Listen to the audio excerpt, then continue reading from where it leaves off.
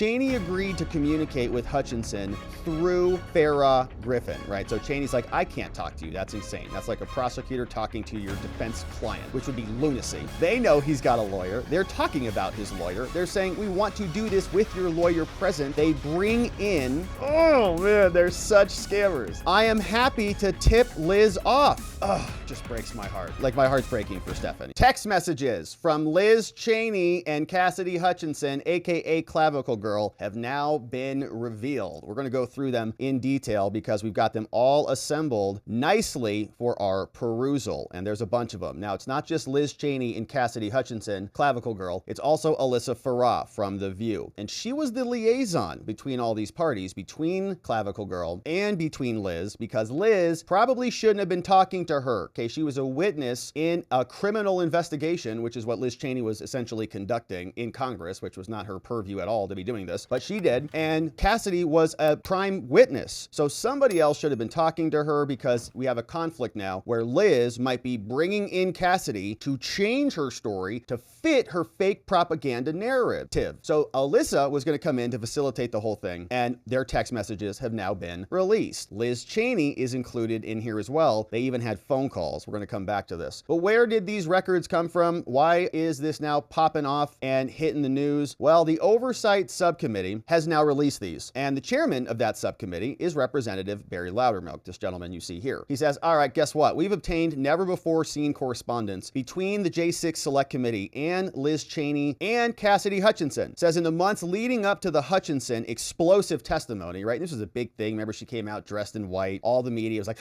she's going to come out and she's going to talk about how much of a monster Trump is. And then she invented this whole like attack with the clavicle and the Secret Service agent. And Trump is saying, take me to the Capitol. And Melania's commandeering helicopters, and people are hanging off those rope ladders with sniper rifles. The whole thing was like a movie. Turns out it was all nonsense. It was all fictional BS. We'll see. But in the months leading up to this, Cheney secretly communicated with Hutchinson, and she did it directly and indirectly through Alyssa Farah Griffin, despite Cheney knowing doing so was unethical. And Cheney's a lawyer, so she should know that. Now, this all transpired while Hutchinson was still represented by her lawyer called Stephen Passatino. Hutchinson, Clavicle Girl, reached out to Griffin from The View after Hutchinson's second TI and met with Farah Griffin and her Georgetown home on April 26, 2022. Now, in Hutchinson's book, they tell us, Hutchinson claims that she told Farah Griffin that she had more information to share with the committee, and that Griffin agreed to contact Cheney on Hutchinson's behalf and spent the next month secretly passing information between Cheney and Hutchinson, including scheduling another select committee interview where Hutchinson suddenly came in and testified about new information, right? And we read this. Well, suddenly it came out of nowhere. Clavicle attack. According to never-before-seen text messages, Cheney communicated directly with Hutchinson while Hutchinson was represented by an attorney and while she was a subject of the select committee's investigation. Cheney, as a lawyer herself, knew that talking to Hutchinson was unethical, but she did it anyways. And then after Hutchinson's third transcribed interview, Hutchinson reached out to Cheney directly. The two exchanged numerous messages and calls. I'm sure none of that was recorded and documented for us. Ultimately then, Cheney gave Hutchinson, Clavicle Girl, names of attorneys at Alston and Byrd who agreed to represent Hutchinson free of charge. So Cheney says, come over, tell the truth. We'll get you new lawyers that are not in the Trump side. We'll get you a book deal. We'll get you whatever you need, all paid for. Just need to come in and tell the truth. Hutchinson was still represented by Passatino, which Cheney knew. Cheney had an obligation to refuse any contact with Hutchinson directly and to maintain the integrity of the investigation, right? Shouldn't have been talking to her, but she did, because she needed something good. She needed a new story. Her narrative was falling flat. Nobody was buying this garbage. So this report comes over from the Committee on House Administration, and they reported this. They say, we've obtained never-before-seen correspondence. In the months prior to this explosive private and public testimony, they communicated through an intermediary, the View gal Griffin. The Select Committee conducted 6 transcribed interviews of Hutchinson in total. Passatino represented Hutchinson for the first 3 interviews, and her story was the same. Then Hutchinson, around April 2022, then she started to talk to Griffin following her second transcribed interview. Farah Griffin and Hutchinson, they knew each other from their time working together in the White House. So like, oh, hey, you backstabbed Trump, so how about I join you? Yeah, come over. Farah Griffin was one of the first former Trump administration officials to publicly criticize Trump in January and was publicly working with Liz, BFFs. When Hutchinson reached out to Griffin, Clavicle Girl says, I wonder if she'll talk to me. She invited Hutchinson over to her Georgetown townhome to talk. Yeah, why don't you come over here? I'll tell you how it's been for me when I stabbed him in the back. You should do it too. It's great. Everyone loves us. Media. I'm going to get a show on The View. Like, you can't even believe it. I'm going to have book deals. Like, I got more followers than you'll ever know. And Cassidy's just like, wow, that sounds great. Yeah, I'll have another glass of wine. That evening, Hutchinson told Griffin she had more information. She says, well, now that you think about it, I do have another story. I remember Trump grabbed a clavicle in the Beast on that day. Suddenly it came out. She had more information that she could provide the select committee, right? So they're having wine night and she says, yeah, I think I remember something I can give, because she's saying you need something useful, according to statements by both Hutchinson and Griffin. Now, during their conversation, Griffin agreed to, quote, contact Liz Cheney on Hutchinson's behalf about scheduling another interview. Yeah. Now, her new testimony would include a never before heard story that alleged that Trump agreed with rioters who chanted, hang Mike Pence, right? Comes out of nowhere. She just pulls it out. Well, yeah, I did hear that, actually. Trump said, yeah, hang him. According to the text messages, though, that appear to be from the encrypted messaging app called Signal that we have somehow, I don't know how we got them, between Hutchinson and Griffin obtained by the subcommittee. How? No idea. Cheney agreed to communicate with Hutchinson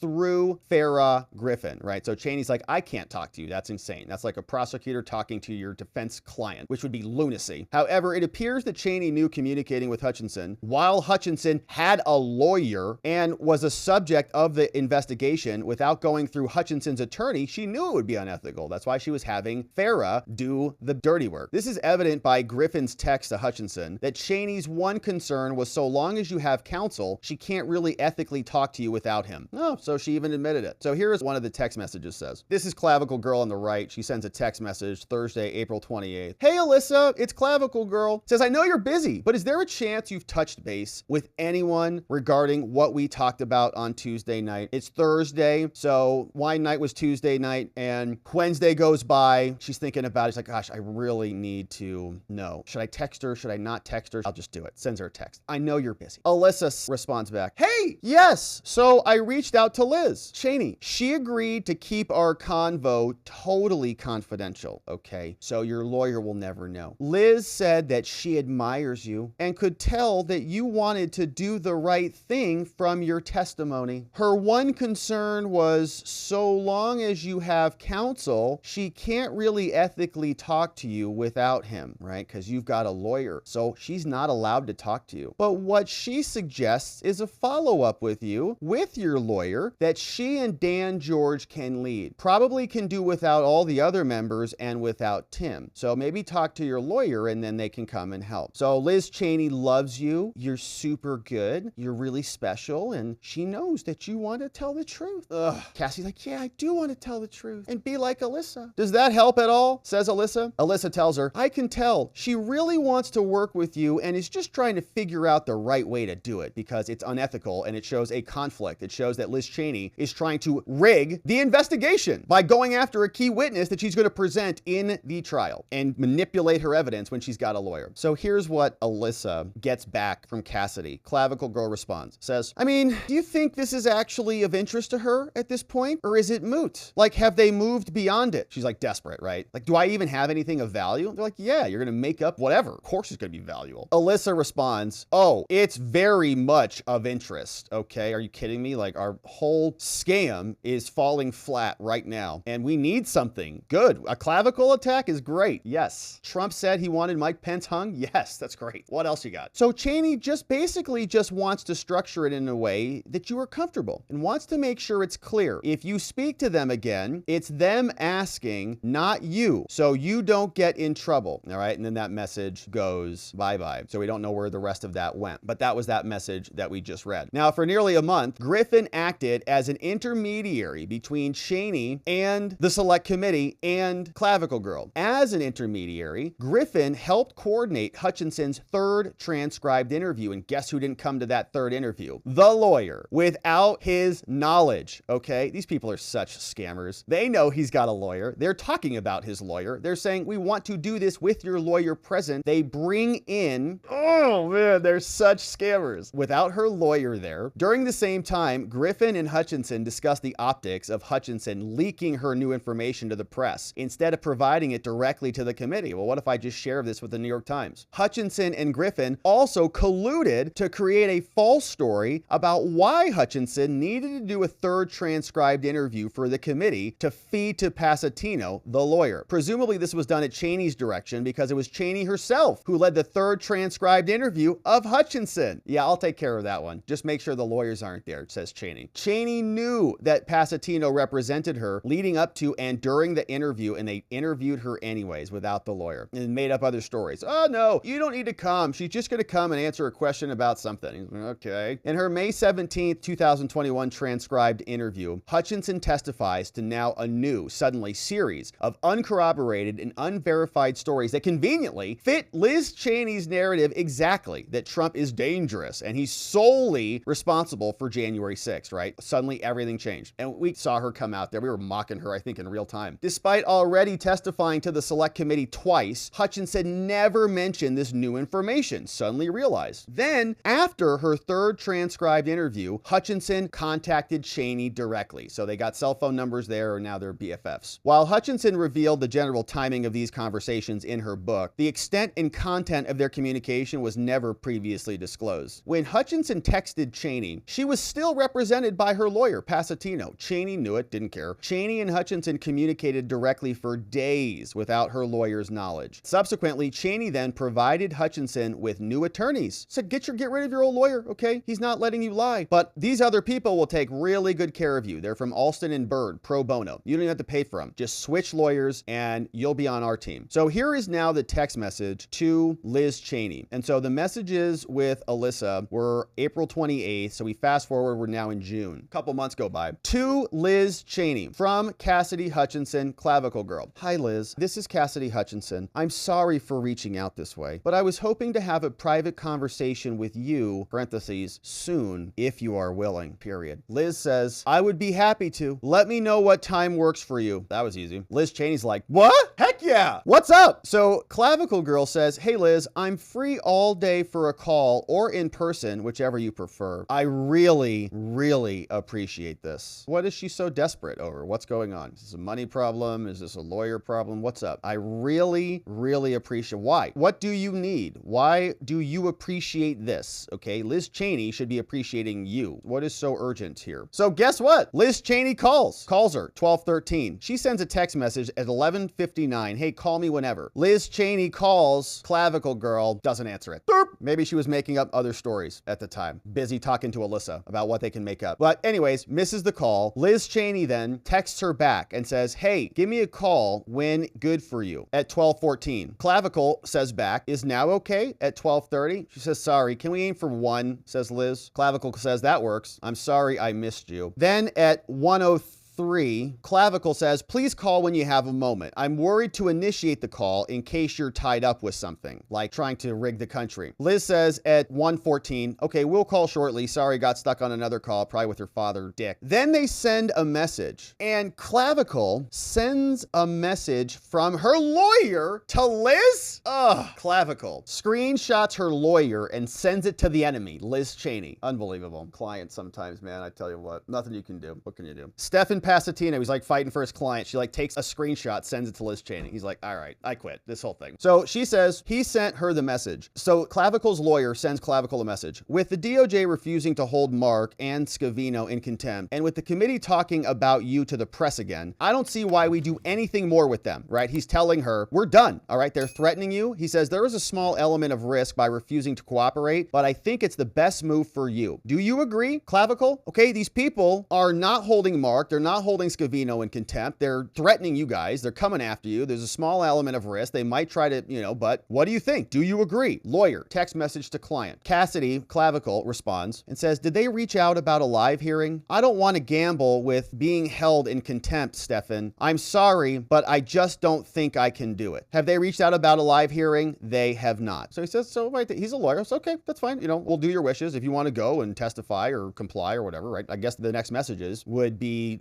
developing that, but she screenshots it and sends it to Liz, which it's her communications to share with Liz, but Liz is a disgusting person for not disclosing this to Stefan. Maybe she did, or to anybody else. So the lawyer is telling her we shouldn't testify in front of Liz Cheney. She's a partisan hack and she's illegitimate. So she sends that message to Liz. Liz says, can I give you a call tomorrow? She's busy. Of course. Clavicle girl is freaked. Is everything okay? Oh, she's probably just totally freaked. So we'll see, we go back to the report, and that was the exchange. Now, days after Cheney began communicating directly with Hutchinson, Hutchinson fired Pasatino and hired Cheney's recommended attorneys, Cheney's bestie lawyers, who agreed to represent Hutchinson for free. No money at all. Yeah, we'd love to. Happy to do it. Within a few weeks, Cheney brought Hutchinson in for a secretive fourth transcribed interview. And during this fourth interview, only Cheney and one other committee council member were present. That's it. 2 people of the J6 committee. In addition, they had Hutchinson's new lawyers, which were really Liz Cheney's lawyers. During this fourth transcribed interview, Hutchinson testified to some of her most outlandish new claims that she made up at wine night with Alyssa. The subcommittee was only able to obtain a limited number of text messages from Hutchinson and Griffin. And I don't know how the hell they got those messages, but that's amazing. But Cheney's influence on Hutchinson is apparent from that point forward by her dramatic change in testimony, right? Everything flipped. And her eventual claims against Trump using second and third hand accounts. Specifically, Hutchinson claimed that Tony Ornato, told Hutchinson that Trump lunged towards the driver of his car after he was denied their request to go to the Capitol. So Trump says, take me over there. We're going to seize power. I'm going to walk in there and the country's mine or something. Doesn't go to the Capitol. Trump flips out, lunges up at the top of the beast, grabs the steering wheel, grabs the clavicle. She said, grabbed him by the clavicle, like use that word. This story has never been corroborated and in fact was directly refuted by both Secret Service agents in the vehicle with Trump that day. Never happened. Made it up. Liz Cheney made it up with her, fired her old lawyers, gave her Liz's lawyers, and then had a secretive hearing before spreading this lie to all of us. In her book, Cheney wrote that it would compromise the Select Committee's investigation if they were seen advising witnesses and suggesting new legal representation. But Cheney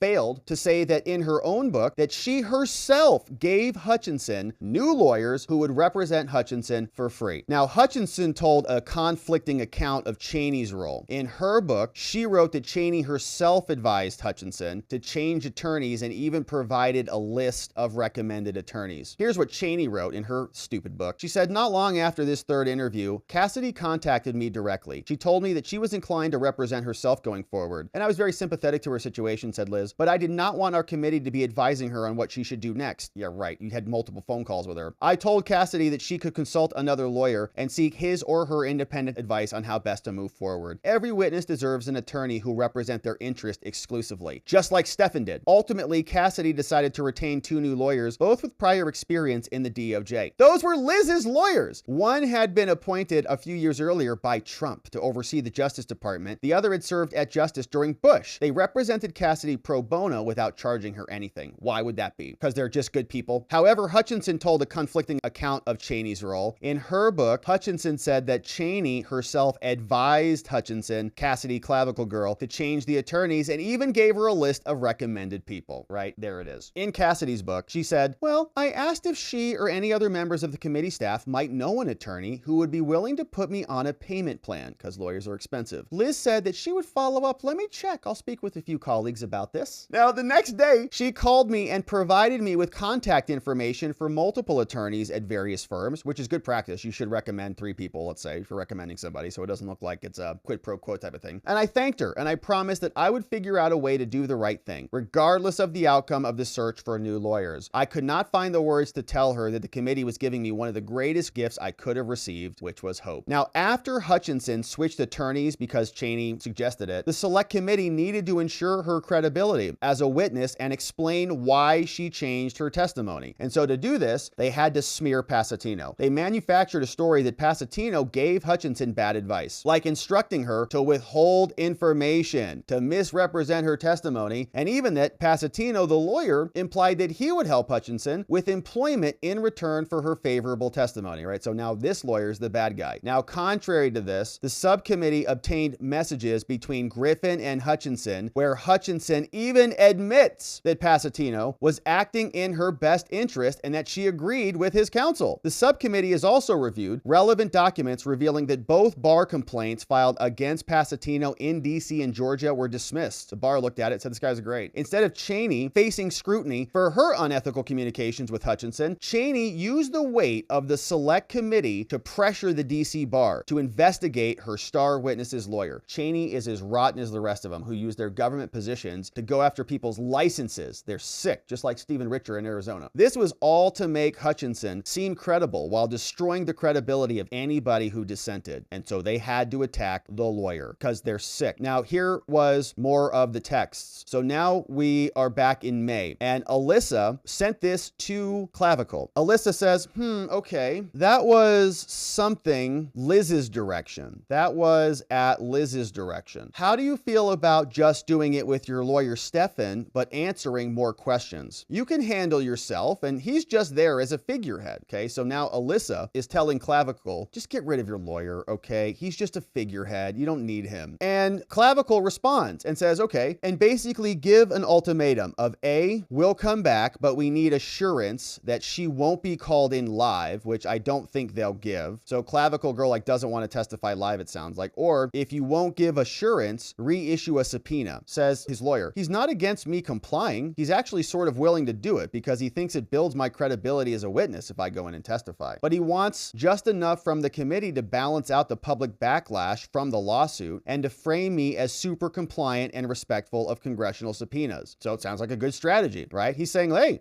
we can go in, if they subpoena you, we'll come in and we can talk about it, but we want to set terms before we come in. So he's going to call Dan George this afternoon. Can you tip off Liz or Dan and see their thoughts? This is crazy, man. She's communicating with the enemy. It's wild. This poor lawyer says, I'm personally fine with just Liz and Dan, but I have a feeling he'll want it structured the same as others depots, but I haven't gotten that far with him. Does that make sense? Yeah, that all makes sense, says Alyssa. I actually agree with Stefan's approach. Wow. And think it's accomplished everyone's goals. Yeah, I am happy to tip Liz off. Ugh, just breaks my heart. My heart's breaking for Stefan. You're dude, really? You're going to send this to Liz? I'm heartbroken for him. And for what it's worth, I don't think you are close to front in line to testify live, right? They're not going to bring you in live, but it might be worth asking for the commitment. My guess is Stefan cares about protecting Trump. Your issues were more with Meadows and folks around him, and you were simply being honest. Exactly. He doesn't want me to stonewall the committee now over this. I think he wants to balance the perception in Trump world. If I just go back voluntarily versus under a subpoena, right? So she's not going in to cooperate, but if she gets a subpoena, then the Trump side will say, well, she's under a subpoena, right? She's not voluntarily helping Liz. She got a subpoena. What do you expect? But he's probably going to be a little bit less friendly to DG when he talks to him. He probably won't outright tell him to resubpoena me. So it may be helpful for DG, the other person, to throw in if they do that. Well, if you don't voluntarily come in, we'll reissue a subpoena and then he'll take it, right? So she's giving the other side negotiating tactics to use against her own lawyer. It's just terrible. So the report continues and wraps up saying, look, during the select committee's sensationalized primetime hearings, Hutchinson was their star witness, testified under oath. She saw and heard about Trump, she didn't see it, heard that Trump had lunged at the steering wheel in the presidential SUV and got in a physical alteration with the Secret Service driver. Now, their subcommittee's initial report shows nobody corroborated this. Instead, they directly refuted it. The committee was in possession of those accounts, but they chose to hide them, and instead they promoted Hutchinson's scandalous lie, because that's what they do. And this is from the actual report that was released by this House, 39-pager. It says the testimony of 4 White House employees directly contradicts claims made by Cassidy. That was included in the final report. None of the White House employees corroborated Hutchinson's sensational story about Trump lunging for the steering wheel of the beast. And remember, Hutchinson just heard about it. She didn't see it, and that was good enough for them. However, some witnesses did describe President Trump's mood after the ellipse, so it's improbable that other employees would have heard about the mood, right? So everybody's hearing about the same things, but only one person heard about the clavicle attack. No one heard about Tony Ornato or the White House Chief of Staff for Operations told her after returning to the White House, but the committee said it regarded it as valid. It had no reason to conclude that she invented this, but it was all made up. Nothing corroborated Hutchinson's testimony. Everything was an entirely different version of the events, but the committee shut shoved it in the report anyways because they're lying propagandist hacks. And so Trump was out today with Bloomberg talking about January 6th. And as usual, the interviewer is going hysterical about January 6th,